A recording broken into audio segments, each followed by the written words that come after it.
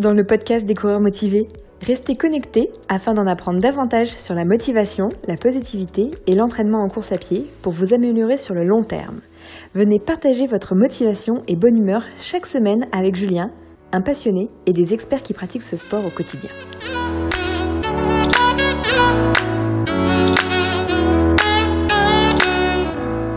Salut, c'est Julien et je suis vraiment ravi de vous retrouver dans ce 4e épisode du podcast des coureurs motivés. Alors dans ce numéro, nous allons voir ensemble qu'est-ce que la visualisation et qu'est-ce qu'elle peut vous apporter dans votre pratique sportive.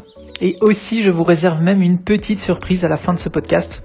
Allez, je vous le dis tout de suite, je vous proposerai de vous faire votre première séance de footing depuis votre canapé. Alors si ça vous convient, installez-vous confortablement, c'est parti. Alors vous avez peut-être déjà entendu que les sportifs de haut niveau faisaient de la visualisation pour améliorer leur performance. Alors oui, c'est tout à fait vrai et il y en a de plus en plus qui le font. Et il y a par exemple le célèbre golfeur américain Tiger Woods qui pratique cette technique. Alors le problème, c'est que vous ne voyez peut-être pas vraiment à quoi ça peut vous servir au quotidien et vous ne voyez peut-être pas comment vous y prendre tout simplement. Et vous pensez peut-être même que c'est réservé aux élites. Alors c'est justement des éléments de réponse à ces questions qu'on va aborder ensemble dans ce podcast. Alors heureusement pour vous, la visualisation ce n'est pas que pour les sportifs de haut niveau. Et si je vous disais justement qu'à la fin de ce podcast, vous allez pouvoir courir sans sortir de chez vous tout en tirant des bénéfices, est-ce que ça vous tente ? Ce qui est important aussi de savoir pour ce qui va suivre, c'est que je me base donc sur les connaissances que j'ai acquises en lisant différentes études sur le sujet et aussi je me base sur ce que j'ai appris dans le cadre de ma préparation au diplôme de préparateur mental pour les sportifs.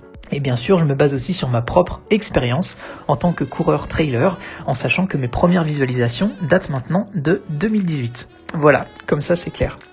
Et maintenant, rentrons dans le vif du sujet, la visualisation. Qu'est-ce que c'est et comment ça fonctionne ?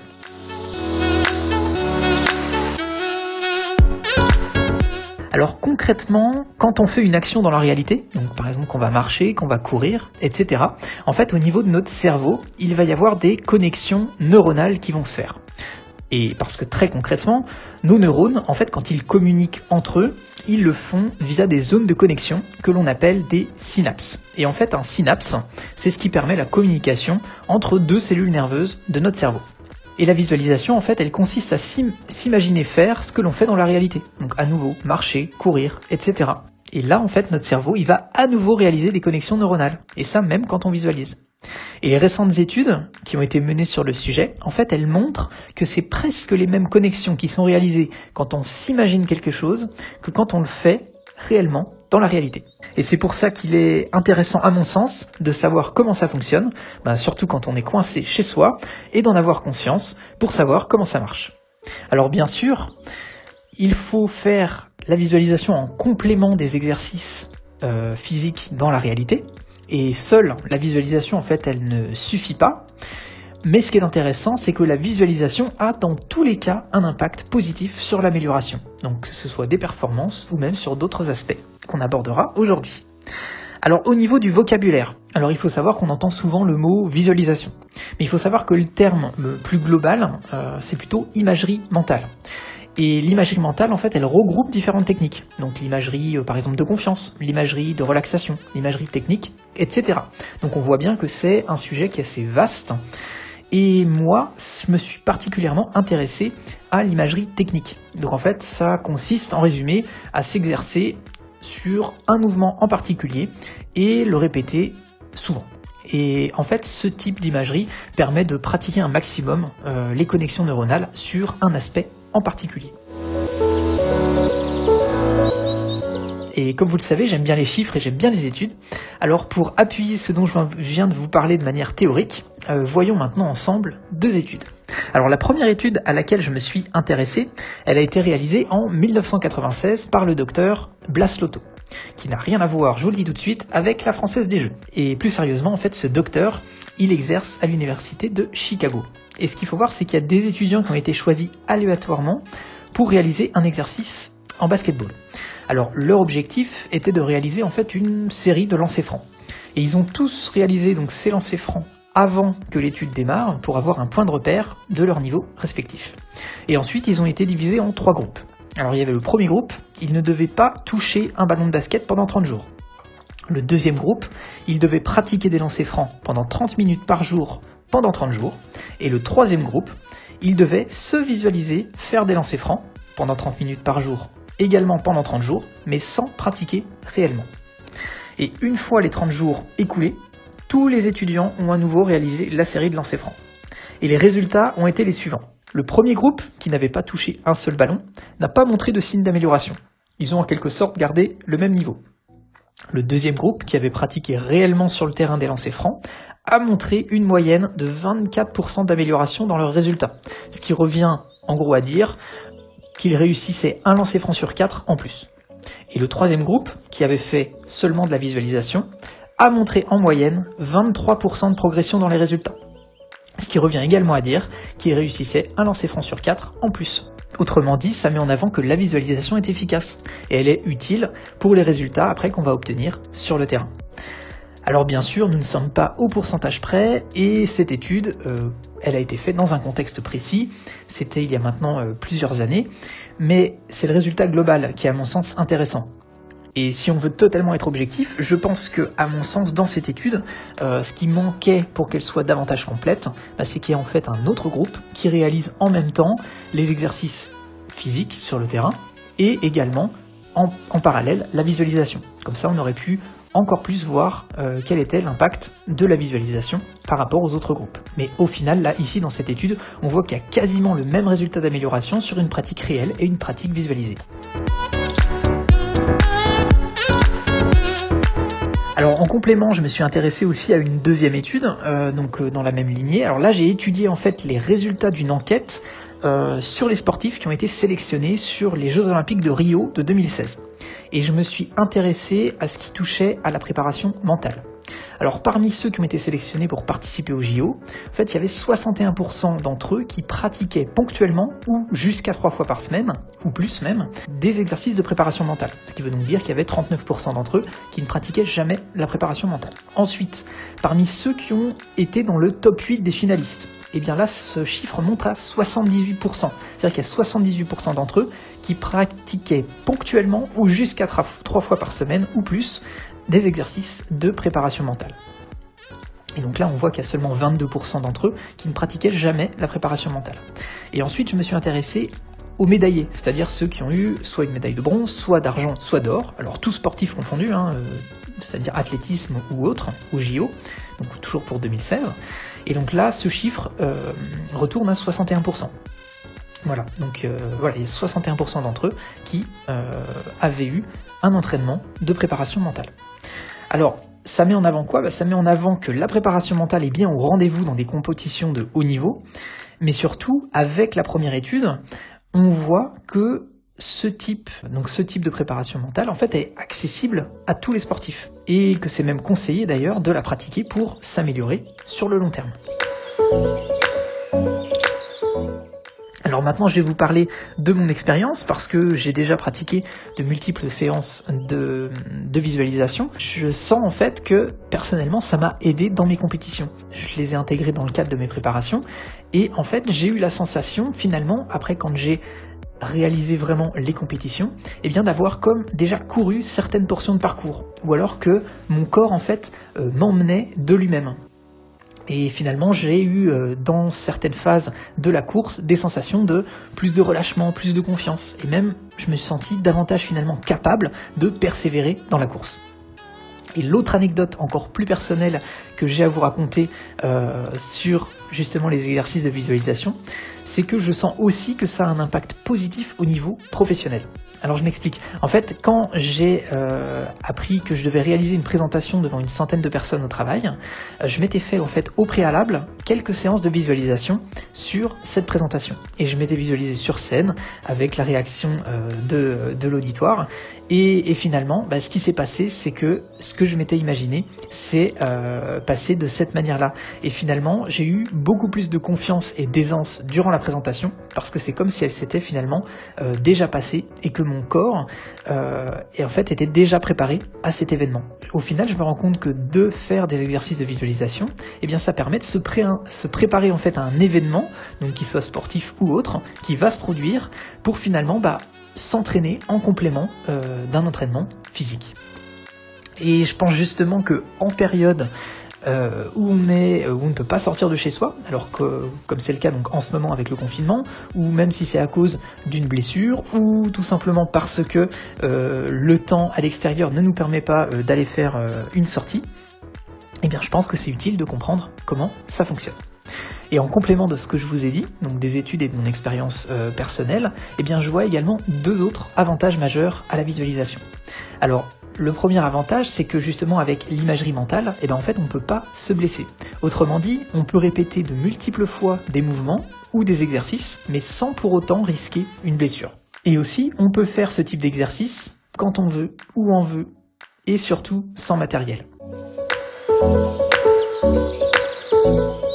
Un point important qu'il faut retenir sur la visualisation, c'est d'avoir la bonne représentation du geste à réaliser et de bien aussi respecter la vitesse à laquelle on va réaliser les mouvements. Ça, c'est des éléments importants pour que la séance soit efficace. Et oui, parce que si vous ralentissez trop ou si vous accélérez trop le mouvement, finalement vos connexions neuronales, elles vont pas s'entraîner de manière optimale. Et on le verra aussi dans ce qu'on va voir après. Le fait de ressentir les choses qui se passent, donc c'est-à-dire la visualisation, c'est important, mais il faut également avoir un ressenti, le toucher, l'odorat, etc. Il faut finalement éveiller ses sens quand on va faire des séances, pour que ce soit vraiment le plus efficace possible. Alors je pense que ce qu'il faut retenir de tout ça, c'est que notre cerveau, en fait, il va vraiment avoir un entraînement réel lors de la visualisation. Et les entraînements mentaux, ils viennent finalement augmenter, améliorer différents aspects au fond de nous, donc c'est-à-dire notre confiance, notre amélioration de nos performances, qu'elles soient également motrices ou autres, en complément des entraînements physiques qu'on peut réaliser.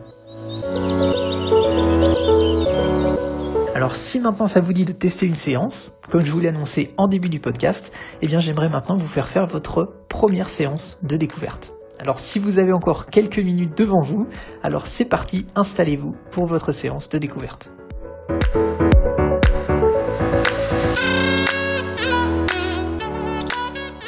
Alors pour ce qui va suivre, je vais donc vous guider pour faire votre première séance de visualisation pour réaliser un footing. Quelques précisions. Alors pour ce type de séance, pour que cela soit vraiment efficace et personnalisé, il faudrait adapter la séance en fonction de chaque individu. Et oui, parce que 2 personnes ne vont pas réagir de la même manière par rapport à ce type de séance. Mais ce que je veux ici avant tout, c'est vous permettre de comprendre de quoi il s'agit pour avoir un exemple concret. Alors du coup aujourd'hui on va pas viser la perfection, mais on va bien faire cette séance pour vous faire découvrir la visualisation avant tout. Alors c'est parti, soyez prêts, nous allons maintenant faire une séance de footing ensemble. Alors trouvez un endroit calme où vous serez tranquille quelques minutes. Commencez, si vous le souhaitez, par vous asseoir confortablement sur une chaise ou dans une position où vous vous sentez à l'aise. Fermez doucement les yeux, le dos bien droit. Inspirez doucement par le nez pendant environ 3 secondes et expirez aussi par le nez légèrement plus lentement pour bien vous relaxer. Faites si possible des respirations ventrales. Pour cela, gonflez votre ventre et creusez-le au fur et à mesure des respirations. Répétez ça plusieurs fois. Inspirez doucement par le nez pendant 3 secondes. Et expirez aussi par le nez.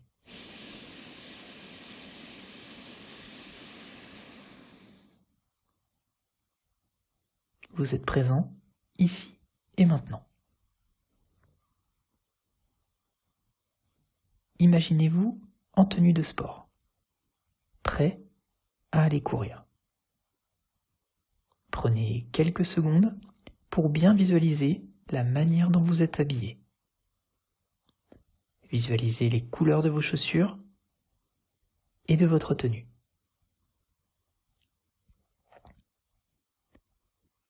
Imaginez-vous maintenant sur le début d'un chemin ou d'une route que vous avez l'habitude de prendre. Voilà, vous venez de faire votre premier pas, la séance de footing débute. Commencez tout de suite par être conscient du fait que ce que vous allez faire dans les minutes qui vont suivre vont être bénéfiques. Bénéfiques pour votre corps et pour votre mental. Vous regardez devant vous, vous voyez l'horizon. Vous faites un pas après l'autre. Vous vous sentez bien et en contrôle de votre respiration. Vous continuez à avancer. Vous jetez un œil à vos chaussures et vous voyez le sol qui défile doucement.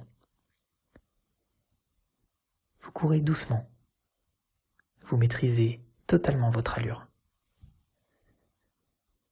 Vous êtes fier d'être là, ici et maintenant, en train de faire votre séance. Vous prenez plaisir à courir. Vous allez maintenant apporter une attention particulière à votre respiration. Inspirez doucement par la bouche et expirez également doucement par la bouche. Toujours en respiration ventrale. Doucement, vous avancez et vous entendez le léger sifflement du vent autour de vous. Et il vient d'ailleurs se glisser contre vous. Vous le ressentez sur votre peau. Continuez à courir lentement. Vous êtes en contrôle de votre allure. Prenez conscience de là où vous en êtes dans votre parcours. Imaginez avec précision ce qu'il y a autour de vous.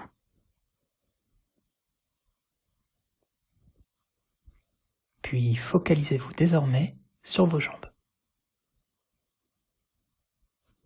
Vous sentez qu'elles font un mouvement régulier, un pas après l'autre. Votre foulée est bonne. En moyenne, vous ressentez que vous faites 3 pas par seconde. Lentement, mais sûrement. Même si vous sentez que vous pouvez courir plus vite, conservez votre allure. Vous vous concentrez désormais sur vos épaules. Vous les sentez légèrement tendues, mais vous allez les relâcher. Vous pouvez les relâcher, alors faites-le maintenant. Détendez-vous pour être économe. Voilà, vous vous sentez encore mieux maintenant. Vous ressentez encore plus de plaisir à courir maintenant qu'au début de votre séance. Vous voyez maintenant que vous arrivez à une intersection. Vous allez faire un choix et continuer. Observez maintenant l'horizon et vérifiez qu'elle ne tremble pas trop. Sinon, ajustez votre foulée. Ajustez légèrement la hauteur de vos pas. Veillez bien à chercher à vous déplacer vers l'avant, mais pas vers le ciel. Pour cela, soyez en contrôle de vos pas. L'un après l'autre.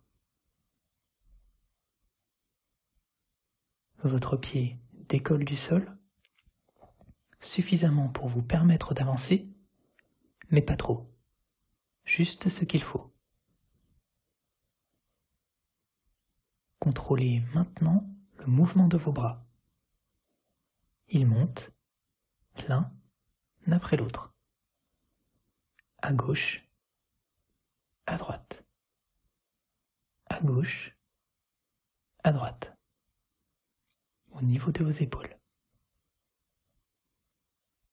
Vos avant-bras sont relâchés. Et vous avancez doucement, mais sûrement. Vous faites maintenant demi-tour. Et vous allez retourner là d'où vous venez. Vous ressentez à nouveau de la fierté d'être là, ici et maintenant, en train de faire cette séance de footing. Vous prenez plaisir à courir. Votre sourire se dessine d'ailleurs sur votre visage. Vous allez à nouveau prendre conscience de votre respiration. Inspirez profondément par la bouche et expirez profondément par la bouche.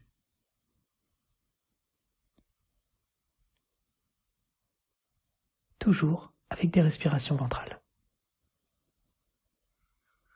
Continuez de faire gonfler votre ventre et de le creuser au fur et à mesure de vos expirations. Inspirez et expirez. Je vous laisse maintenant quelques instants profiter de votre course. Continuez de vous imaginer avec précision ce qui vous entoure et focalisez-vous ici et maintenant sur vos sensations.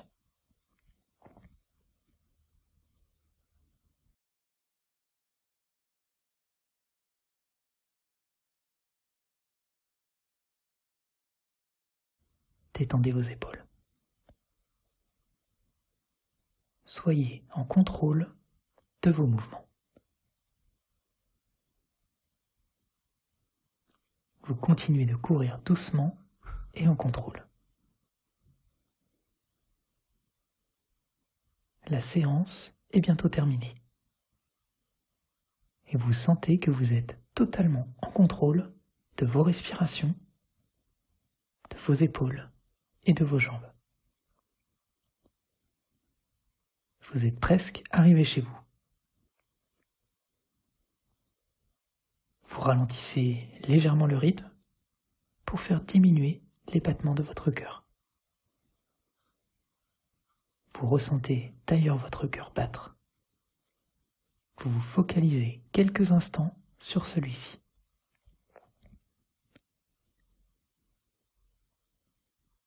Ça y est, vous visualisez que vous arrivez à votre point de départ. Quelques mètres encore à parcourir. Vous regardez une dernière fois devant vous. Vous prenez une inspiration, puis une expiration. Vous vous arrêtez et tout va bien. Un grand sourire se dessine à nouveau sur votre visage. Voilà, la séance est terminée. Vous ouvrez la porte de chez vous. Vous enlevez vos chaussures et vous ressentez déjà les bienfaits de cette séance. Vous vous félicitez et je vous félicite aussi d'être allé jusqu'au bout. Vous avez fait du bien à votre corps et à votre esprit. Bravo. Vous pouvez rouvrir les yeux tout doucement. Votre séance de visualisation est terminée. Voilà, j'espère que ça vous a plu. Alors l'essentiel à retenir de cette séance, c'est que s'imaginer finalement avec précision et émotion un événement, c'est presque comme le vivre réellement. Et du coup, c'est bien en combinant la pratique donc d'imagerie mentale avec la pratique physique que l'amélioration et la progression sont encore meilleures. Voilà, vous avez désormais à disposition un outil concret pour courir quand vous le souhaitez. Donc voilà, c'était le mot de la fin pour ce 4e épisode. Je vous remercie donc vivement de m'avoir écouté jusqu'au bout. Comme d'habitude pour moi, c'était un plaisir de partager ce moment avec vous. J'espère vivement que ça vous sera utile. Comme d'habitude, c'est à vous de jouer maintenant, donc continuez de passer à l'action. Si ça vous a plu, réécoutez au moins une fois cet épisode pour à nouveau pouvoir recourir tranquillement chez vous. Et bien sûr, partagez cet épisode à vos amis si vous pensez que ça peut également leur être utile. Et rappelez-vous, commencez petit mais commencez. Le plus important, c'est de passer à l'action. Alors si vous voulez en savoir plus ou si vous avez des questions suite à l'écoute de ce podcast, eh bien vous trouverez un lien dans la description pour tout simplement m'écrire ou alors pour me poser des questions. Et sinon, le plus simple, comme d'habitude, vous vous rendez sur mon blog Les Coureurs Motivés dans la rubrique à propos pour me contacter directement. Et je me ferai un plaisir de vous répondre pour vous aider à passer à l'action. La semaine prochaine, petit teasing, nous reviendrons aux fondamentaux et nous parlerons d'endurance fondamentale, voilà, et notamment des bienfaits, et je vous présenterai certains chiffres qui pourraient vous surprendre. À nouveau, je vous remercie pour votre fidélité et votre enthousiasme. Je vous dis à très vite et en pleine forme, les coureurs motivés, un pas après l'autre, positif et motivé, on avance ensemble.